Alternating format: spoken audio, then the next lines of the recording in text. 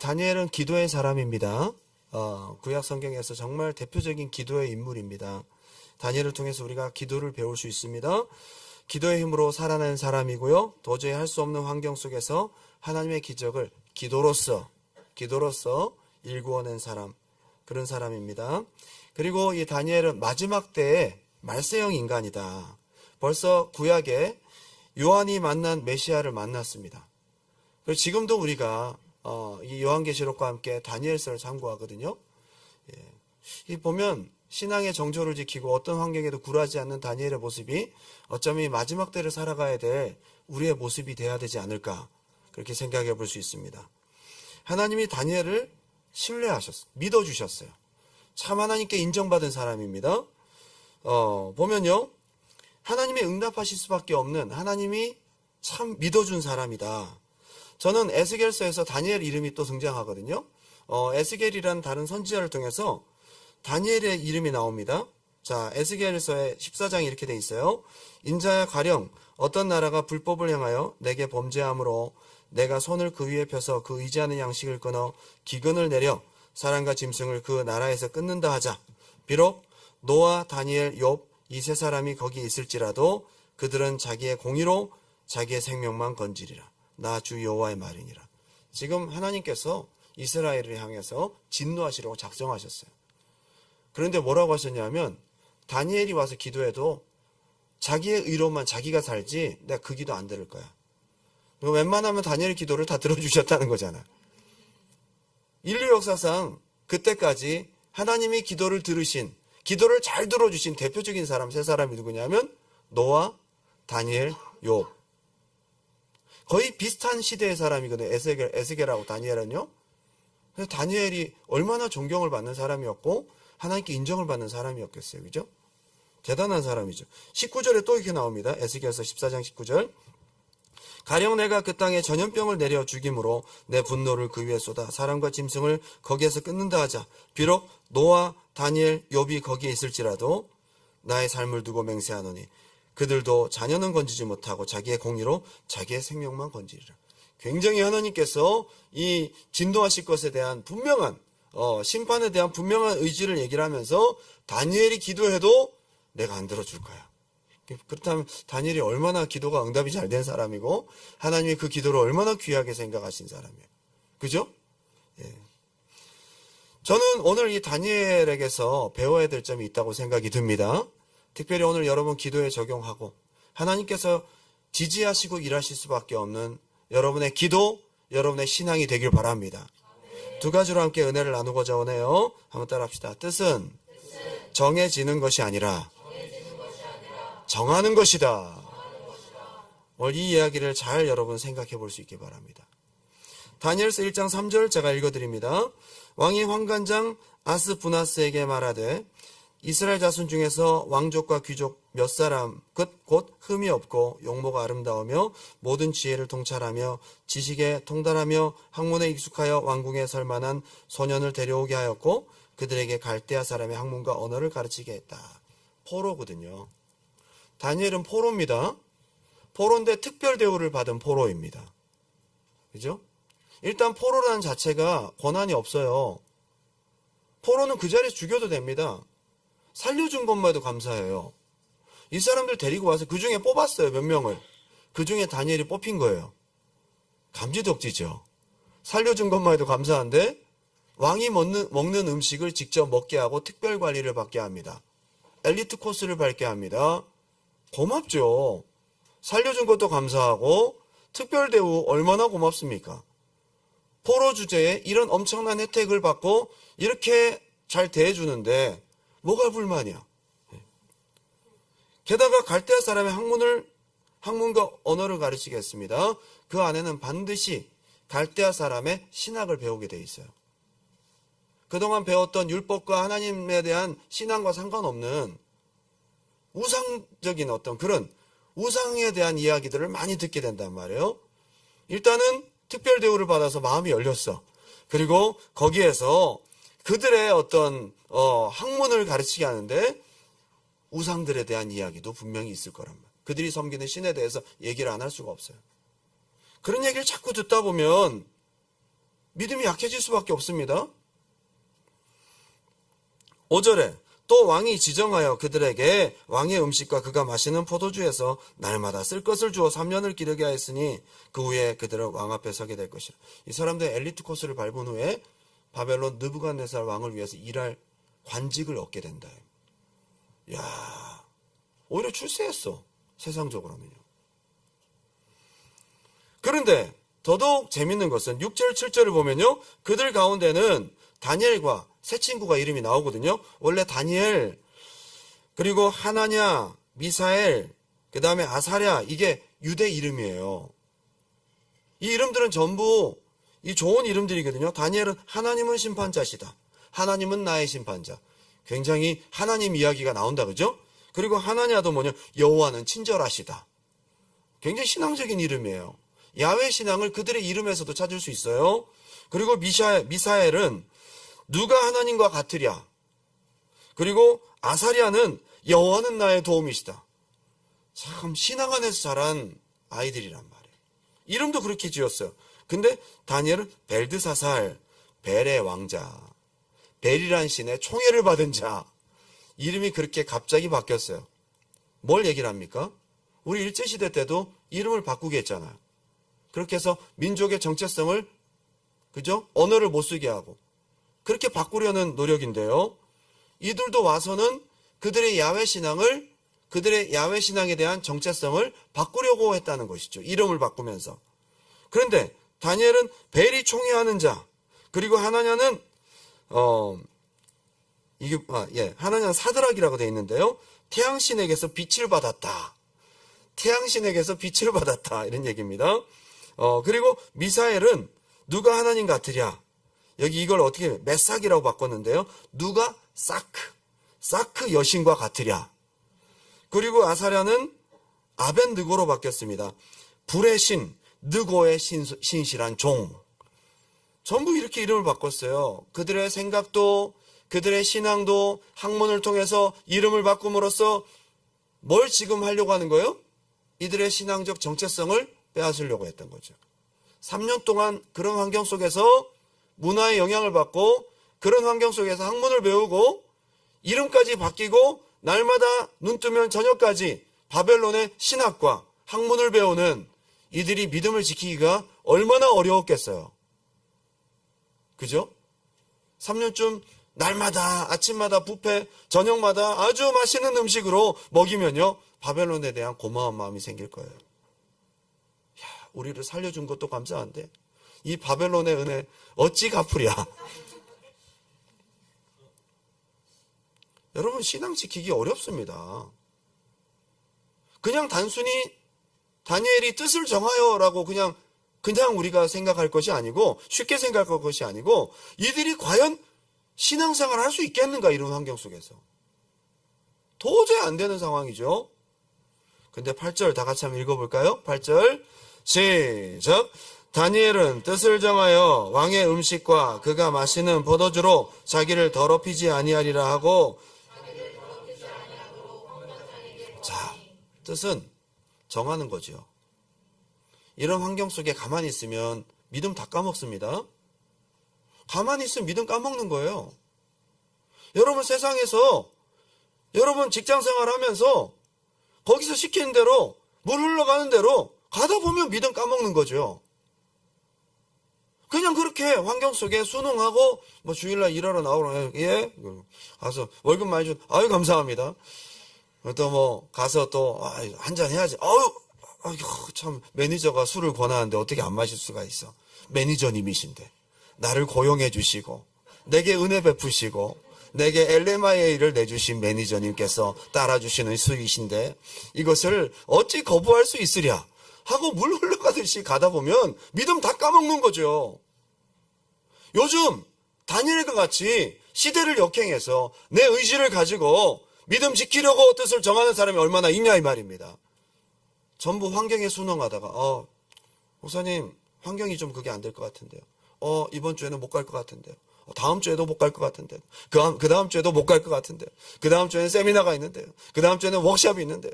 그 다음 주에 매니저가 저를 부르는데요. 그 다음 주에 이렇게 가다 보면 믿음 까먹는 거죠. 다 어려운 환경 속에서 여러분 저는 여기서 이름은 등장하지 않았지만 다니엘의 세 친구 이름만 나왔지만 나머지 유다에서 믿음 좋다고 야훼 신앙의 율법의 교육을 제대로 받은 수많은 젊은 유대인들이 얼마나 많았겠냐 이 말이에요.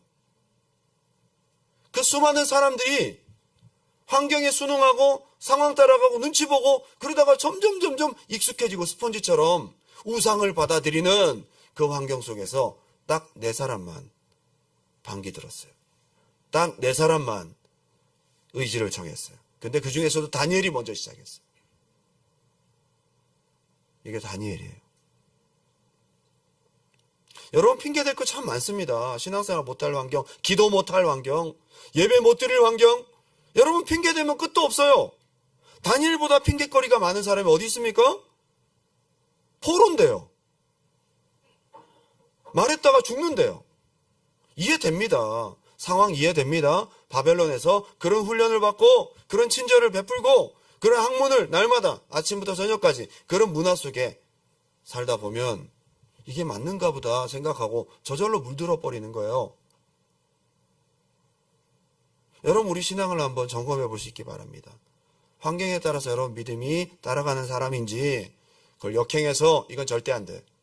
여러분이 주신 자유의지를 가지고 믿음을 따르려고 뜻을 정하는 사람인지 정해지는 게 아니라 정하는 거예요. 한번 따라합시다. 뜻을 정하여. 근데 뜻을 정했으면 절대 소극적이지 않아요. 자기가 뜻을 정했다가 이게 뭐, 얘기하면 어떡하지? 잘못되면 환관장의 대기는 이놈을 당장 끌어내라. 벌써 바벨론이 베풀어준 은혜와 왕이 준 이 귀한 음식을 네가 먹지 않겠다니 너는 반역자로다. 그러면서 그냥 살려줬더니 이게 은혜를 모르고 그러면서 만약에 오는 반응이 어떨까 조마조마했겠죠. 근데 다니엘이 말을 합니다. 환관장에게. 환관장은 4시 중에 그 바벨론 느부갓네살의 국내 대신 4시 중에서 헤드예요. 이 사람한테 잘못 말했다가 왕의 귀로 바로 들어가면 그냥 처형입니다. 오히려 본보기가 될 수 있겠죠. 너희들 정신 똑바로 차려라. 포로 주제에 이렇게 하면 이렇게 죽는다. 그 뜻을 정하고 이것을 표현하기까지 고민될 수 있었겠죠. 여러분 그런데 그 상황에 순응하지 않고 뜻을 자기가 정할 뿐만 아니라 환관장에게 용기 있게 액션을 취하는 거죠. 여러분 이런 은혜가 있기 바랍니다. 절대 상황에 순응하고 살지 마세요. 신앙은 상황과 환경이 안 됐다고 순응하고 그렇게 따라가는 것이 아니에요. 신앙은 우리의 신앙 양심을 따라 우리 자유의지를 따라 성경의 진리를 따라 마음을 정하고 이것이 아닐 때는 여러분 주장할 수 있어야 하고 그것을 얘기하고 표현하고 액션을 취할 수 있어야 된다. 이게 다니엘. 정말 우리가 쉽게 읽었지만 이 한 구절 속에 얼마나 다니엘의 목숨을 건 그 의지가 있냐. 9절 놀라운 일이 일어났습니다. 하나님이 다니엘로 하여금 환관장에게 은혜와 긍휼을 얻게 하신지라. 환관장이 만약에 건방지게 보고 딱 바로 고소해버리면 끝나는데 환관장이 다니엘을 사랑하는 거예요. 이쁘게 보는 거예요. 그렇게 얘기한 거를 들어주는 거예요. 이걸 말해 말어. 말할까? 이렇게 하면 어떻게 될까? 하나님을 믿고 나아갔더니 전혀 도움이 안 될 것 같은 사람이 여러분 도와주는 거예요. 이런 데서 하나님의 역사를 기대할 수 있습니다. 하나님이 나를 돕는 자 중에 역사하시고 함께 계십니다. 여러분 용기를 내시기 바라요. 뜻을 정하여. 여러분 정해지는 게 아니고 여러분들이 정하셔야 되는 거예요. 환경 따라가다 보면 기도 못하고요. 예배 못 드리고요. 신앙생활 못합니다. 오늘 여러분들이 그 환경과 상황에 순응하는 것에서 돌이켜서 하나님이 나에게서 무엇을 기뻐하실까를 생각하고 정할 수 있기 바랍니다. 이게 신앙이라는 거예요. 그런데 또 한 가지 문제가 생깁니다. 10절에 보면 환관장이 얘기를 합니다. 느부갓네살이 굉장히 다혈질이거든요. 이 사람은 정복자예요. 수많은 사람을 죽입니다. 좀 나중에 보면 자기 꿈을 못 알아맞춘다고 다 죽여버립니다. 애굽의 그 지혜자들. 그 사람 다 죽여버립니다. 엄청난 다혈질의 소유자입니다. 그런 성격이 있었으니까 막 치고 나가는 거죠. 이게 지금 바벨론을 제국으로 만든 엄청난 사람이란 말이야. 추진력이 엄청 뛰어난 사람인데 이 느부갓네살한테 잘못 얘기했다가는 자기 목이 달아납니다. 그냥 끝나는 거죠. 자기도 지금 위험한 거죠. 환관장이 다니엘을 사랑하고 다니엘을 배려를 해주고 그에게 친절을 베풀고 하는 그 사람이 내가 이렇게 뜻을 정한 것 때문에 위험에 처해져. 참 마음 약해질 수 있다, 그죠? 여러분 믿음 생활 하겠다고 제가 주일 성수해야 되겠습니다. 매니저한테 얘기했더니 매니저가 어떻게든 도와주려고 노력을 하다가 야, 이거 사장한테 얘기하면 내가 잘리면 어떡하지? 그 매니저가 사장한테 얘기를 했는데 바로 해고. 얼마나 미안합니까?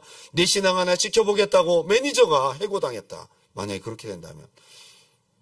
그 입장 곤란하다, 그죠? 마음 약해지면 뜻을 정하기가 쉽지가 않다 이거죠.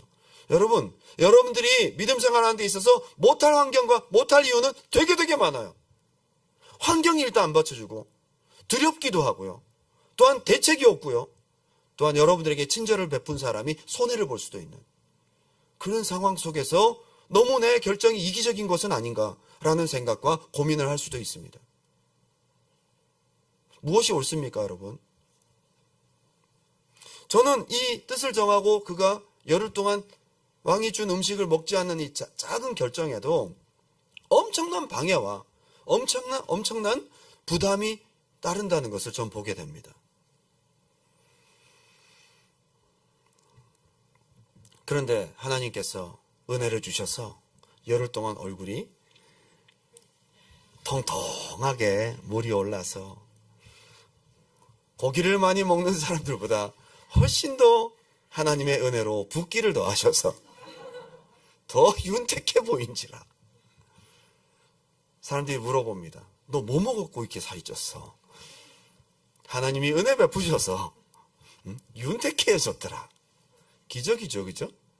그런데 놀라운 것은 하나님께서 이 모든 과정을 지켜보시고 다니엘이 뜻을 정하여 환경에 순응하지 않고 하나님께 뜻을 두고 그가 타협하지 않고 나아갔더니 17절 하나님께서 축복을 하십니다. 다 같이 읽어볼까요? 시작!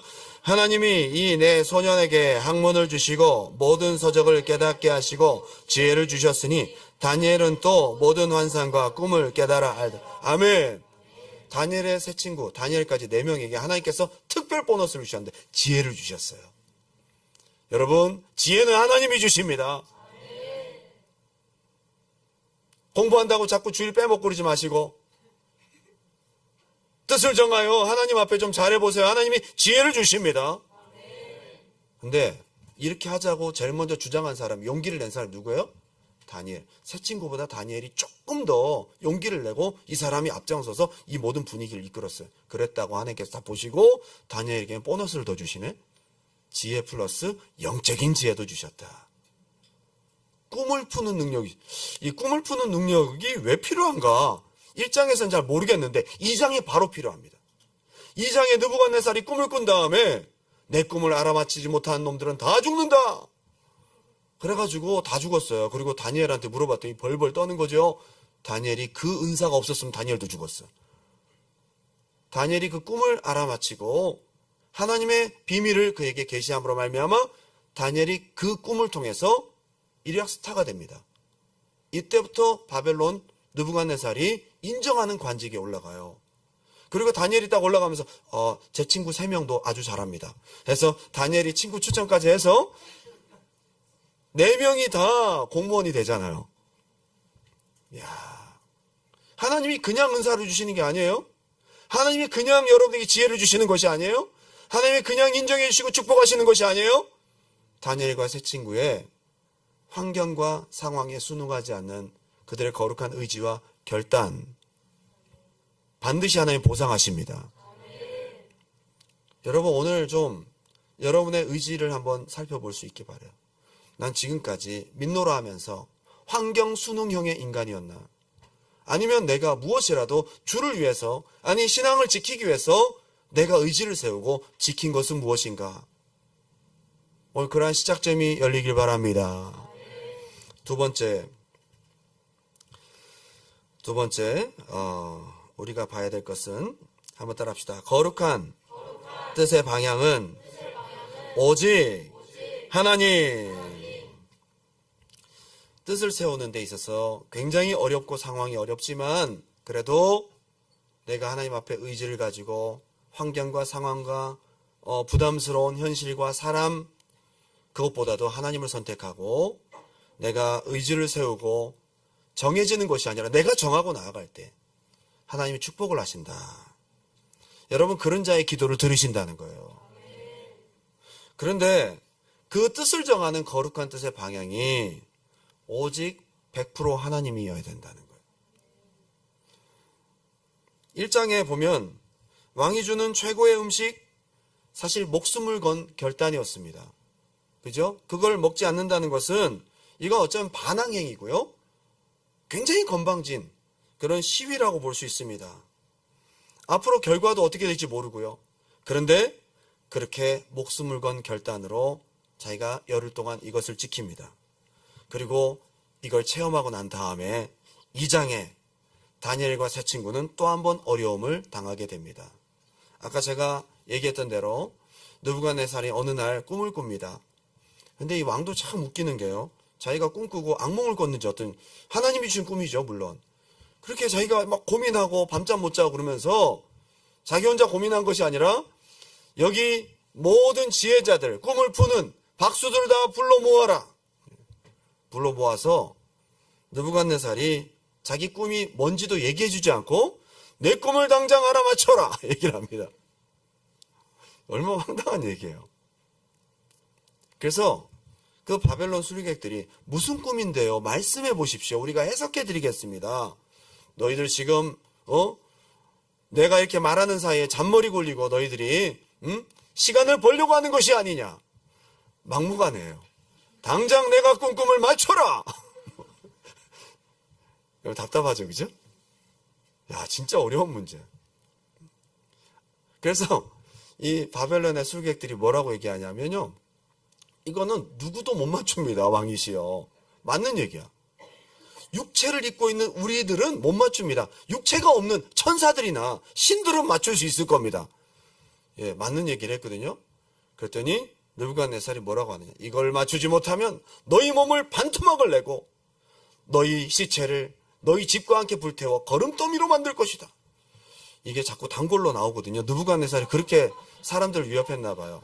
왜 사람들 욕할 때 보면 야, 너 자주 하는 욕들이 있잖아. 그죠? 느부갓네살은 너희 몸을 반토막 내고 너희 집을 거름더미로 만들 거다. 이거를 반복해서 얘기하는데 끔찍한 얘기죠. 사실은. 이 사람들이 도저히 알아맞히지 못하니까 그래, 그럼 다 죽여라. 그렇게 해서 다 죽였어요.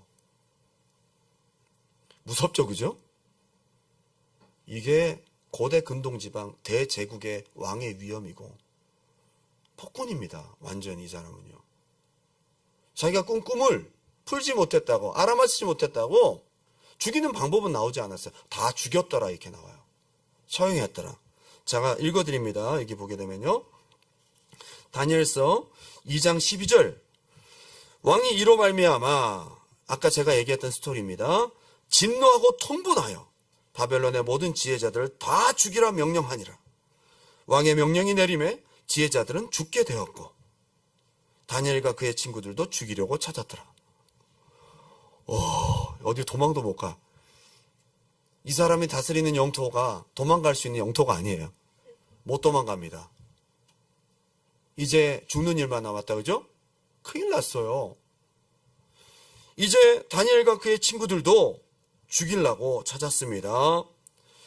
느부갓네살의 성향을 누구보다 잘 알던 사람들이 이미 다 죽었습니다. 중요한 것은 다니엘이 이제 이 꿈을 풀어내야 되는데 옵션이 있어요, 없어요? 다른 옵션이 아무것도 없습니다. 하나님만이 하실 수 있어요. 내가 만약에 다니엘이었다면 그래도 그동안 느부갓네살 밑에서 어드바이스를 했던 많은 학자들이 있을 거 아니에요? 조금 짬밥 있는 분들한테 찾아가서 저분 성격이 어떠십니까? 저분 무슨 말을 좀 좋아하시죠? 저분이 싫어하는 말은 무엇입니까? 약간 그래도 족보를 좀 얻을 것 같아. 근데 다니엘이 상의할 사람이 아무도 없네? 이미 다 죽었어요. 다니엘이 물어보고 상의할 사람이 한 명도 없습니다. 다니엘의 옵션은 한 가지밖에 없습니다. 하나님입니다. 놀라운 것은 여러분, 하나님의 기적은 100% 하나님일 때 역사하시는 거예요. 하나님의 기적은 옵션이 많을 때 역사하시지 않고요. 100% 하나님일 때, 하나님이 하실 수밖에 없을 때 하나님이 역사하세요. 여러분이 뜻을 정하고 그 뜻의 주인이 하나님 되시기 바랍니다. 100%. 하나님 외에 자꾸 옵션 두지 말고. 다니엘에게 어떤 옵션인지 보십시오. 왜 이런 기적이 나타났는지, 다니엘에게 하나님 말고는 어떤 옵션이 있는지 보십시오. 이미 다 죽었어요.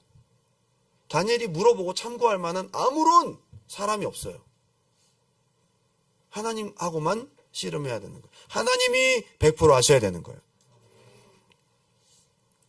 그런데 놀라운 것은 그 뒤에 이제 여러분 성경을 보다 보면요, 다니엘이 이제 가서 아리옥이라는 사람이 왔어요. 칼을 들고 다니엘을 죽이러 왔어요. 내가 너희를 다 죽여야 된다. 미안하다. 어쩔 수 없다. 그랬더니 아리옥에게, 이 사람이 시위대장이에요. 약간 그 왕의 보디가드 같은 사람인 거예요. 예, 경호실장 같은 거죠. 이 사람이 칼을 차고 와서 다니엘을 죽이려 하는데, 잠깐 제게 시간을 주십시오. 시위대장 아리옥에게 다니엘이 얘기합니다. 뭐 이렇게 급하십니까? 저도 이것을 하나님께 물어봐서 깨달을 시간이 필요합니다. 시간이 필요합니다. 반드시 제가 왕에게 이 결과, 하나님이 알려주신 이것을 말씀드릴 터이니 조금만 기다려 주십시오. 그리고 다니엘이 얼른 가서 한 일이 뭐냐면 자기의 새 친구들에게 중보기도 부탁합니다. 야, 나 위해서 기도해라. 나 위해서 기도해. 안 그러면 우리 다 죽는다. 야, 지금 기도가 얼마나 간절했을까요? 응답 못 받으면 죽는 거야. 이 왕이 꿈꿈을 알아내지 못하면 죽는 거야. 얼마나 깝깝합니까? 이걸 어떻게, 왕이 말을 해야지 알지. 이거 하나님 보여주셔야 되니. 이거 진짜 큰일 났어요. 새 친구는 간절히 기도하고 다니엘이 기도하는데, 밤에 한밤중에 하나님이 환상을 쫙 보여주십니다. 야, 그때 되게 짜릿했겠다, 그죠? 과연 뭘까? 아마 이제 밤이 되기 전에 기도를 하는데 응답이 없어. 하나님 바로 응답하신 게 아니에요. 친구들한테 기도 부탁해놓고 이제 막 밖에서 칼 차고 기다리고 있어요. 자, 언제 응답되면 바로 얘기해. 자, 시간 간다. 이제 그러고 밖에 칼 차고 있는데, 와, 이거 정말 얼마나 간절히 기도했을까요? 아리옥을 만난 때가 초저녁인지 오후인지 오전인지 안 나와 있어요. 근데 한밤중까지 아마 시간이 몇 시간 갔겠죠.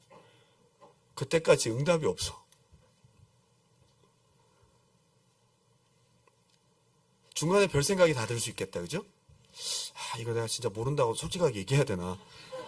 안 그러면 내 지붕을 뚫고 도망가야 되나? 밖에 아리옥이 기다리고 있는데 어떻게 하지? 하면서. 그런데 결국 다니엘은 하나님을 선택합니다. 하나님이 알려주셔야 살아요. 지금 다른 옵션이 없어요. 여러분, 다니엘 1장에서도 뜻을 정한 거 보십시오. 하나님만 해주셔야 되는 거예요. 환관장도 도움이 안 되잖아요. 아무리 환관장이 도와주려고 해도 나도 내 목숨도 위험하다. 그러니 다니엘이 다른 옵션이 없으니까 뜻을 정하고 100% 하나님을 의지할 수밖에 없었던 거예요.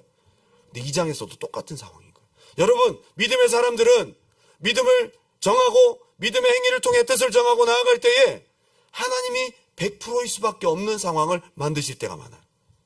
여러분, 근데 그때가 하나님 기적을 경험할 때예요.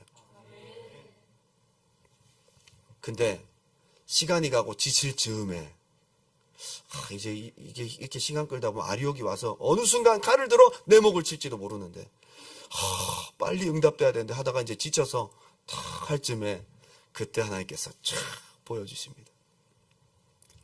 다니엘이 너무나 감격스러워서 2장 뒷부분을 보면요, 하나님을 찬양해요. 막. 우와, 하나님이 하셨다. 여러분, 그럴 때 기도 응답이 얼마나 참 목마른 자에게 생수와 같았겠어요. 그러고 난 다음에 아리옥을 부릅니다. 자, 응답 못 받았지? 아닙니다. 응답 받았습니다. 왕에게 가십시오. 가시죠. 그래가지고 아리옥이 가서 이 아이가 꿈을 푼다고 합니다. 느부갓네살이 벨드사살이라 이름하는 다니엘아, 그럼 한번 맞춰봐라. 딱 그럴 때 다니엘이 하나님께서 주신 응답들을 얘기를 합니다. 느부갓네살이 꾼 꿈은 앞으로 있을 하나님의 역사에 대한 이야기들이었어요. 큰 신상이 있는데요. 머리 쪽은 금, 그리고 가슴과 팔 쪽은 은, 그리고 배 쪽은 놋, 그리고 다리 쪽은 철, 그리고 마지막 발가락은 철과 진흙이 섞여 있는 모습이었어요. 근데 한 돌이 날아와서는 그걸 빡 때리니까 완전히 와장창 깨져버리고 그 돌은 돌이 아닌 산으로 바뀌어 있어요. 느부갓네살이 이걸 꾸고 난 다음에 이게 뭘까? 고대 근동지방의 꿈은 굉장히 중요한 신의 계시를 말할 때 많이 사용하는데요. 다니엘이 그걸 그대로 얘기를 합니다. 앞으로 있을 일들에 대한 이야기를 합니다. 이 금은 바로 왕이십니다. 바벨론 제국을 말합니다. 그 다음 실버는 뭐냐 하면 그 다음 페르시아 제국을 말합니다. 그 다음 놋은 뭐냐 하면 바로 헬라 제국, 알렉산더 대왕이 다스릴 헬라 제국에 대한 이야기를 합니다. 바로 철은 뭐냐? 로마 제국을 말합니다. 그리고 철과 진흙은 뭐냐? 갈라진 것은 뭐냐? 앞으로 생겨날 수많은 나라들과 열국들을 말합니다. 그런데 뜨인 돌 하나가 나타나서 그걸 쳐부시는 것은 하나님의 주권을 말하는 것이고 하나님께서 한 사람을 세워서 왕국을 영원토록 일으키실 것입니다. 메시아 예언이거든요. 하나님의 주권을 말하는 것이거든요.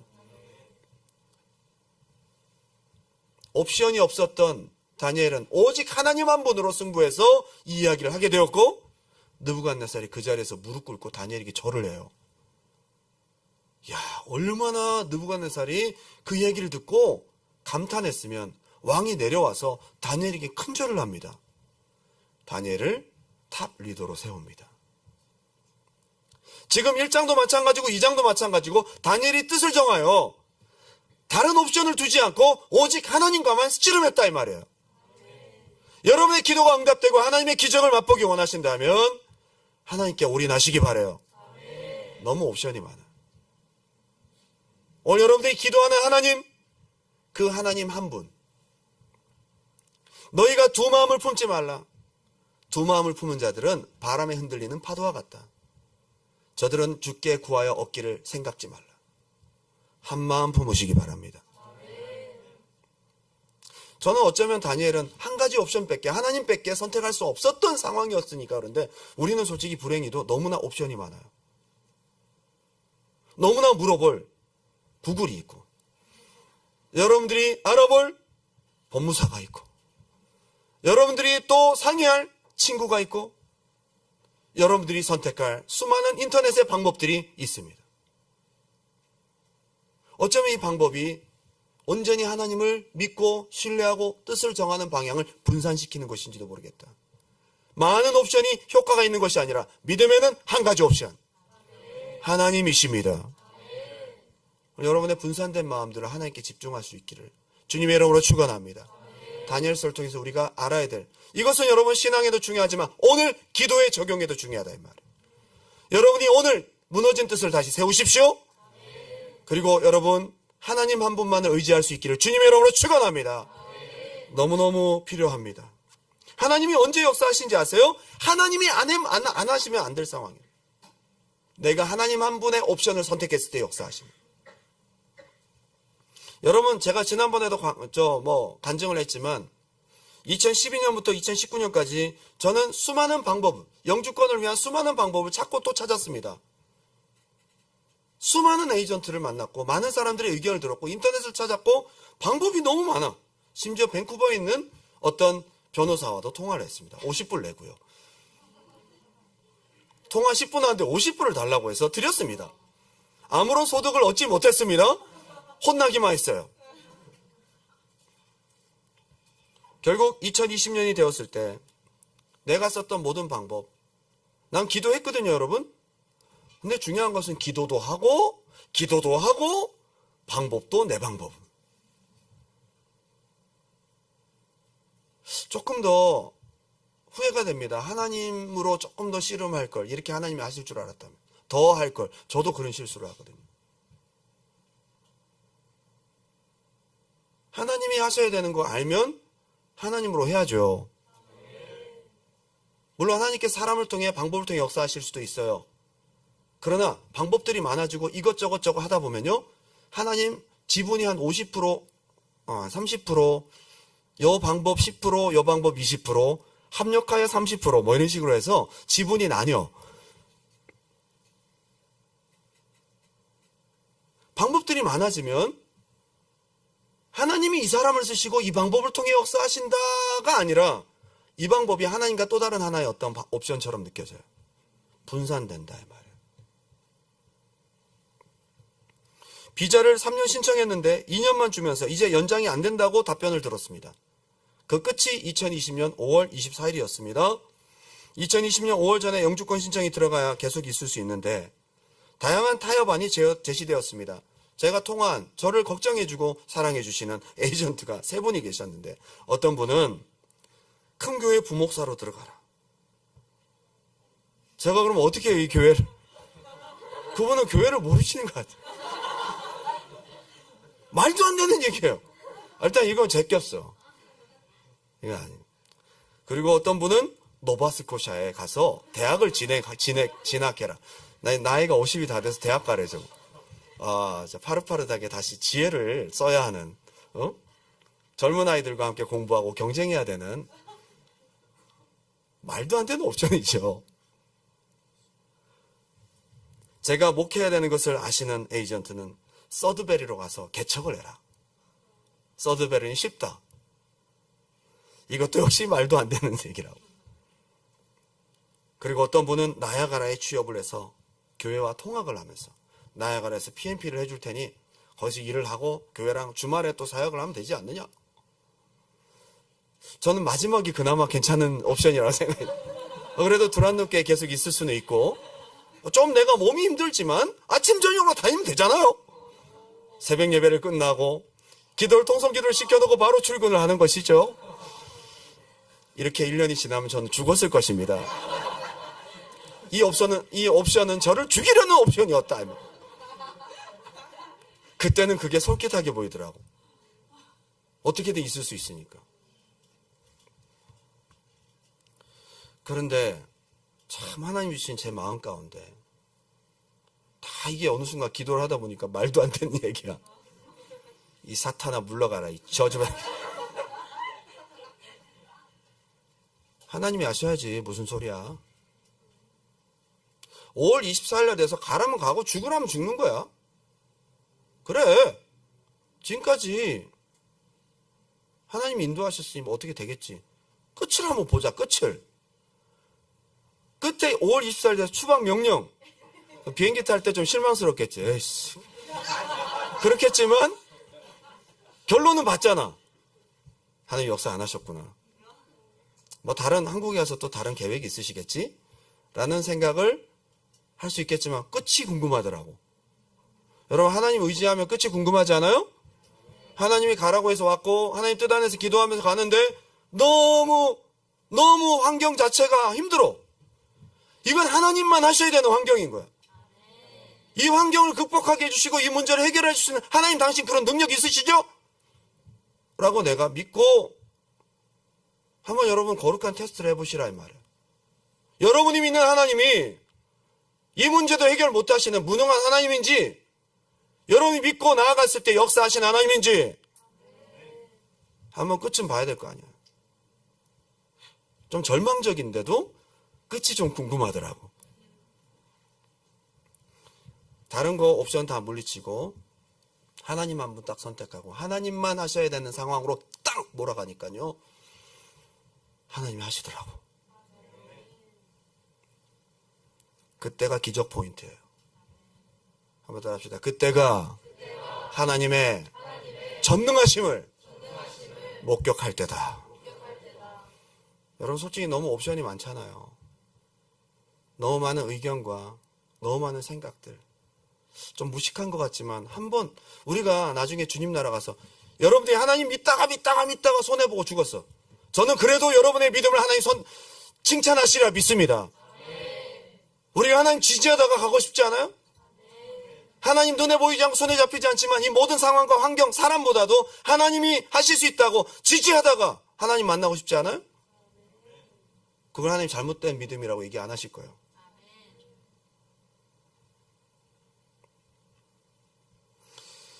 1장 하나님께 올인하는 뜻, 2장 거쳐서 3장 이들의 신앙의 태도에 영향이 엄청나게 미칩니다.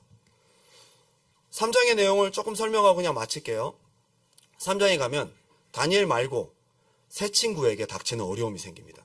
자, 1장에서는 네 친구가 골고루 어려움을 당하고, 2장에서는 다니엘 혼자 거의 어려움을 당하고, 3장에서는 다니엘이 없는 세 친구가 어려움을 당하고, 항상 믿음을 실현하는 시험들은 항상 있어요. 예외가 없습니다.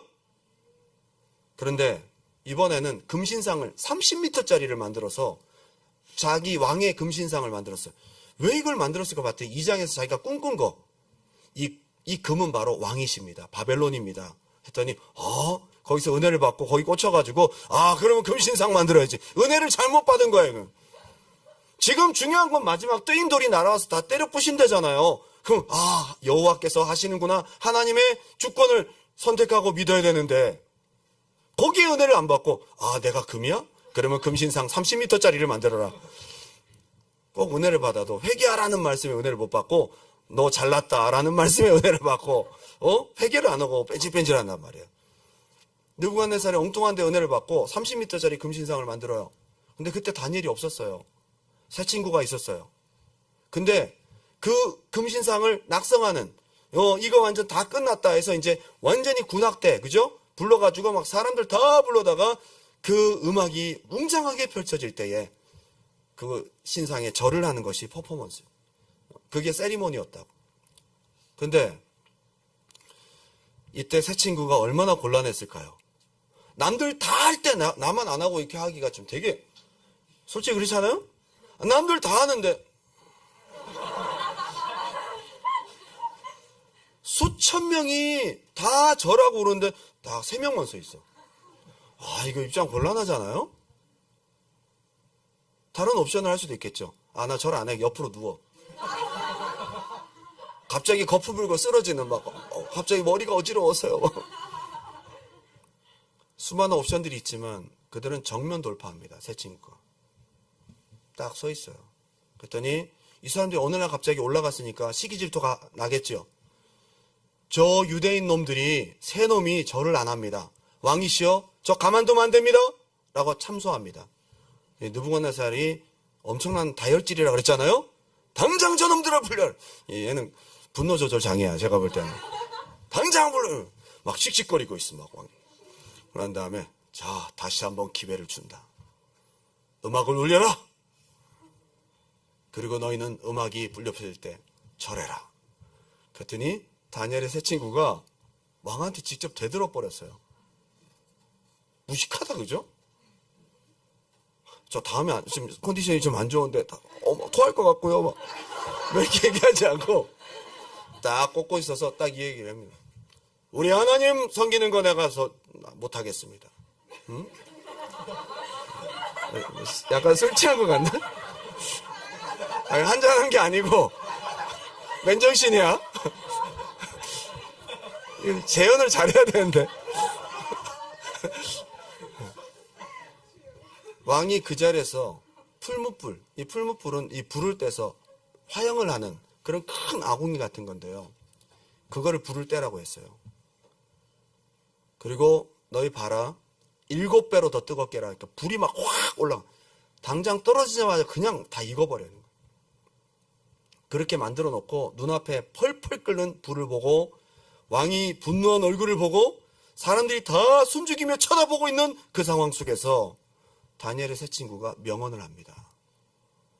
와, 이렇게 무식한 사람들이 있어요. 여러분, 믿음은 뒤로 물러나지 않는 거예요. 이렇게 얘기를 해요.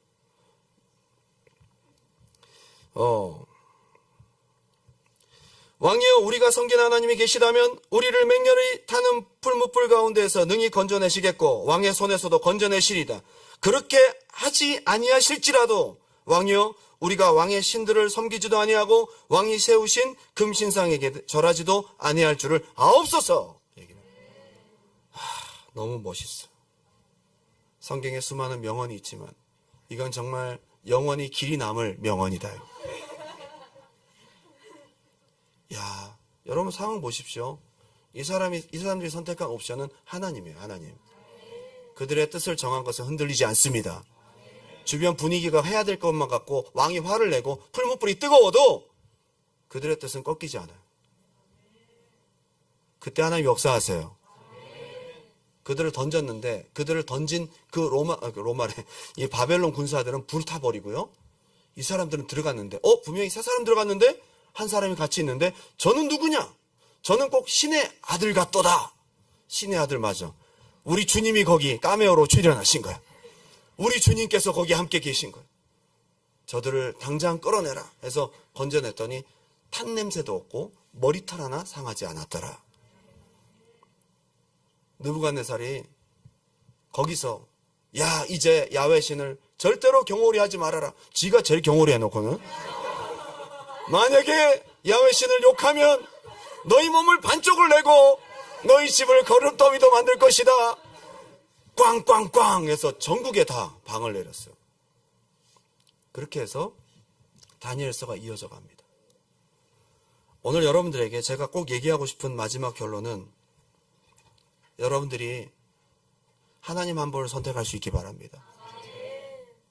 방법과 상황, 현실이 아니라 하나님 한 분으로 승부할 수 있기 바랍니다. 저는 이게 너무 감사한 게 1장에서 그 체험을 하고 났더니 2장에 용기가 생기고 2장에서 죽을 뻔한 경험을 넘어가잖아요. 하나님을 선택함으로 하나님 도와주신 경험하잖아요. 3장의 담대함은 그냥 나온 게 아니야. 1장과 2장의 경험에서요. 오직 하나님을 선택함으로 하나님 역사하심을 자꾸 경험하다 보면 여러분의 믿음이 견고해지고 하나님을 향한 뜨거운 중심, 하나님의 역사하시는 기적을 더 많이 경험하게 될 줄 믿습니다. 할렐루야! 제가 결론을 맺으면서 이런 얘기를 하면 때로는 질병이나 때로는 약을 쓰는 것도 옵션인가요? 목사님. 수술을 하면 다 잘못된 건가요? 무조건 기도로만 고쳐야 됩니까? 그렇지 않습니다. 제가 혹시나 오해가 될까 봐 말씀드리는데 하나님 주시는 특별 은총이 있고 일반 은총이 있습니다. 의사도 약도 이 모든 지혜를 통해 만들어낸 것도 하나님의 주권 아래 있어요.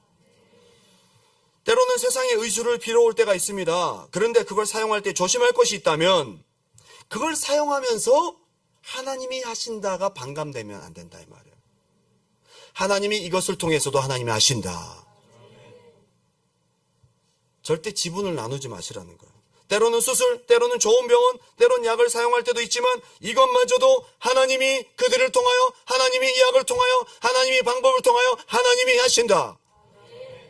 여러분의 하나님을 향한 옵션은 100%가 될 수 있기를 주님의 이름으로 축원합니다.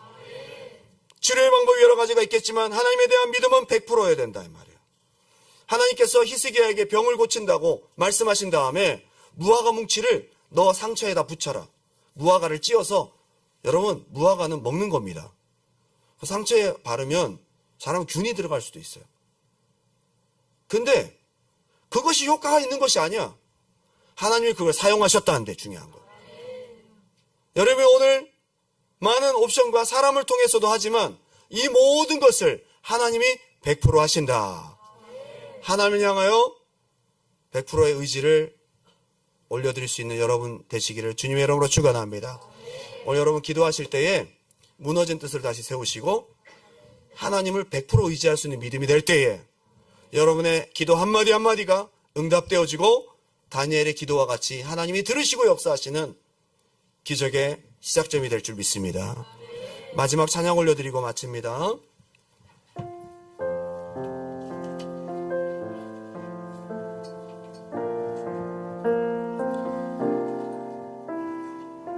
나의 유일한 고백의 대상, 나의 의지의 대상, 나의 믿음의 대상은 오직 주님뿐입니다. 이 시간 우리 기도하는 마음으로 하나님 앞에 우리의 마음과 의지를 올려드리며 나아갈 수 있기 바랍니다.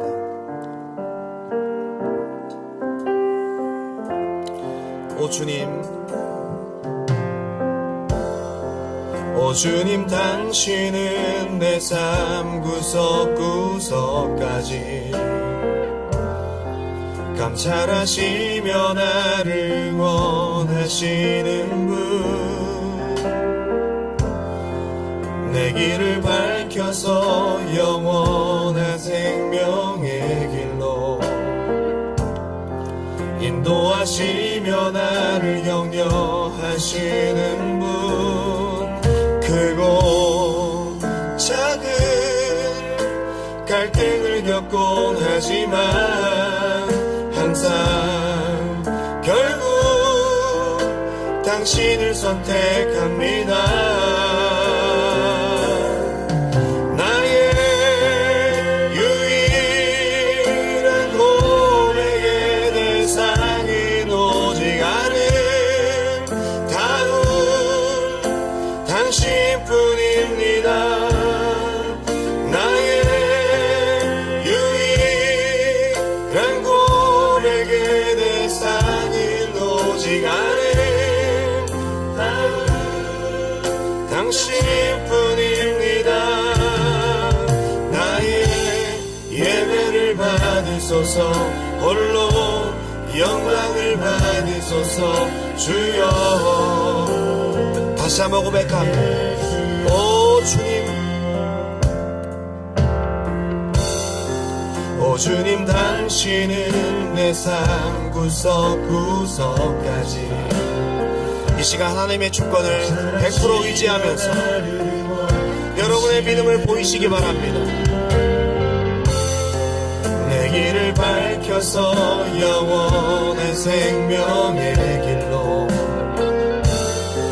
인도하시며 나를 격려하시는 분, 크고 작은 갈등을 겪고 절대 혼란하지 마십시오. 오직 주님, 결국 당신을 선택합니다. 나의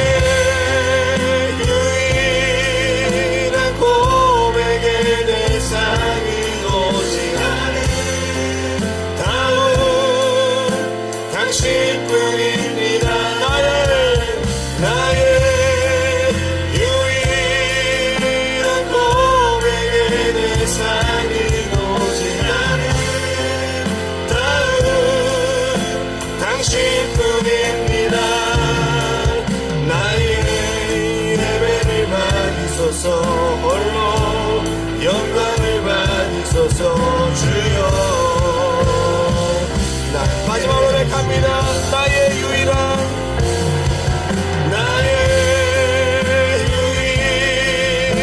고백의 대상. 이 시간 여러분의 마음을 100% 주님께 올려드리세요. 여러분의 고민, 여러분의 기도 제목 모두 그분이 하셔야 합니다. 유일한 고백의 대상은 오직 당신뿐입니다. 나의 예배를 받으소서, 홀로 영광을 받으소서. 주여,